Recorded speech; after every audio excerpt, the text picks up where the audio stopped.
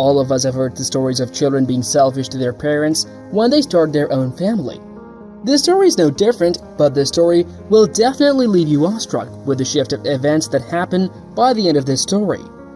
One day, Mrs. Evelyn was sitting in the living room of her house and was talking to her kids, Charlie and Sofia. During the conversation, both the kids proposed an idea to Mrs. Evelyn to sell their house. The suggestion was a huge shock to Mrs. Evelyn, but when Sophia told her mother that she is in serious need of money, and the fortune she needed can only be collected by selling an asset like this home. To convince her mother to sell the house, she tells Mrs. Evelyn that she can live with Sophia and Charlie after selling the house.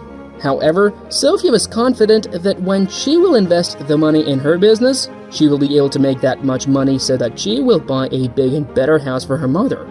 Charlie also wanted some money to settle after his marriage, so he too agreed with his sister's suggestion. Mrs. Evelyn gave this thing a thought for some time. It was really hard for her to leave the house where she spent almost half of her life. But there was nothing more important for her than her children's happiness, so she agreed to sell the house. Moreover, she thought that after the death of her loving husband, she was living in his home all alone. If she lives with her children, she will be able to have some company that will keep her sane. Soon, the house was up for sale. Mrs. Evelyn packed some of her stuff as Sophia told her that there is not much space in her house, so she cannot carry all of her stuff into her place. So Mrs. Evelyn packed her bags and bid her beautiful house goodbye to begin a new journey. Mrs. Evelyn was afraid and excited both at the same time. When she went to Sophia's house, she was shifted to a room that once used to be Sophia's husband's workroom. Though the room was uncomfortable to stay, Mrs. Evelyn adjusted a few things and made it worth living. She started creating a new life in Sophia's house. She used to wake up early, go out to buy bread, and prepare breakfast for everyone. Everything was all good in the beginning, but soon things started shattering. Sophia's husband was unable to sustain himself in his workplace. He couldn't handle Mrs. Evelyn and his house. He made it very clear to Sophia that her mother's presence in his place can affect their relationship. In response to this, Sophia immediately called Charlie to take their mother with him. He refused to do so in the beginning, but Sophia convinced him to come and take her. No one even bothered to ask Mrs. Evelyn what did she want. Where did she want to stay? Charlie came one day unannounced and shockingly took Mrs. Evelyn with him. Mrs. Evelyn, who gave everything away for her children, was now treating her as garbage. Charlie is a short-tempered guy to which his mother is quite accustomed. But his wife was quite a woman. She was not good with elderly people, and she did not prefer living with Charlie's mother. And she didn't even try at least once to show her disdainful nature towards Mrs. Evelyn. Mrs. Evelyn used to get bored in that house. She used to sit in one room because no one was interested in talking to her. No one in that house even wanted her there. One day when Mrs. Evelyn told Charlie that she gets bored in the house, so if he could buy her a television, it might help. Charlie simply refused her demand and got busy with his chores. Charlie's wife got a sense of relief to see Mrs. Evelyn feeling guilty for living in that house. She never called her to have food with them and sometimes didn't prepare anything for her. She used to tell Charlie that his mother was like a ghost in this house. If he succeeded to get them rid of her, she will gift him one of those nights. Charlie too wanted to throw her mother out of that place, so he called Sophia to take Mrs. Evelyn back, but she refused to do so, and Charlie clearly was not ready to send Mrs. Evelyn to the home.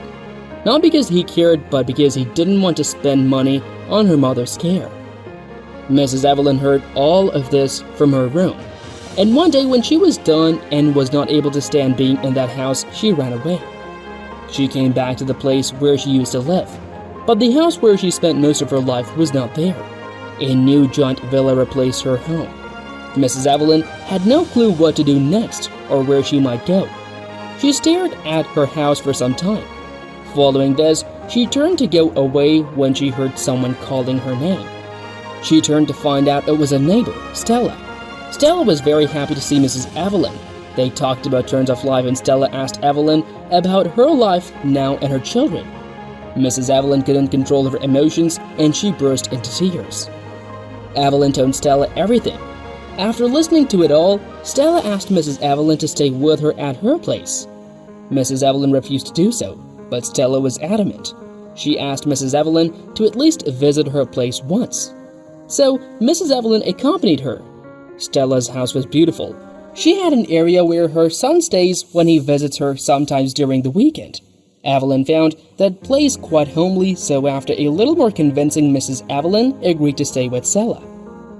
Evelyn, who was heartbroken, had a great time staying at Stella's place. Stella's son used to visit them sometimes, and we were really glad that Stella had company. Both the ladies were having a great time together. It gave him a sense of relief. But when Stella's son came to know what Charlie and Sofia did to Mrs. Evelyn, he felt devastated. He was unable to believe how can children be so cruel and mean to their mothers. He was in such anger that he wanted to teach those kids a lesson. He found out what sort of legalities can be done against them and then called his lawyer friend Jason, who told him that it is not happening for the first time. These cases are quite common. If Mrs. Evelyn wants to take any action, then it will be an open and shut case.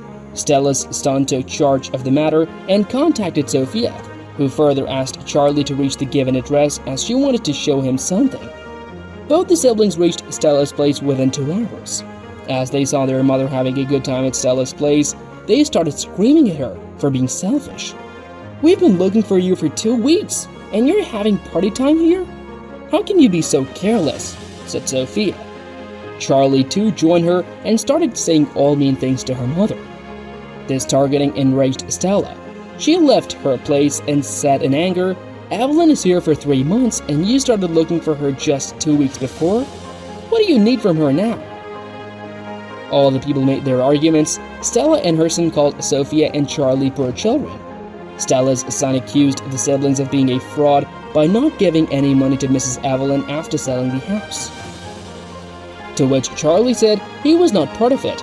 Sophia did it all. She has the money. She sold the house. Charlie was about to leave that place when Stella's son played the recording of all the arguments made in that room. Sophia and Charlie were shocked as this could be used as hard evidence against them. That is when Mrs. Evelyn intervenes and tells the kids that the house was not just bricks and walls. It was mine and your father's dream come true. To afford that house, we even had to stay in tents for some time. But your father was a talented carpenter in the area, so he made enough money to make his dream home. When Charlie was on the way, we created a room, and when Sophia was on the way, the house grew and started looking different. And your father did it all. I don't want to take any illegal action against you because all that belongs to me is yours." Mrs. Evelyn's words left everyone in that room numb. Kids were guilty and couldn't hold their tears, so they hugged their mother tight. Maybe after a very long while.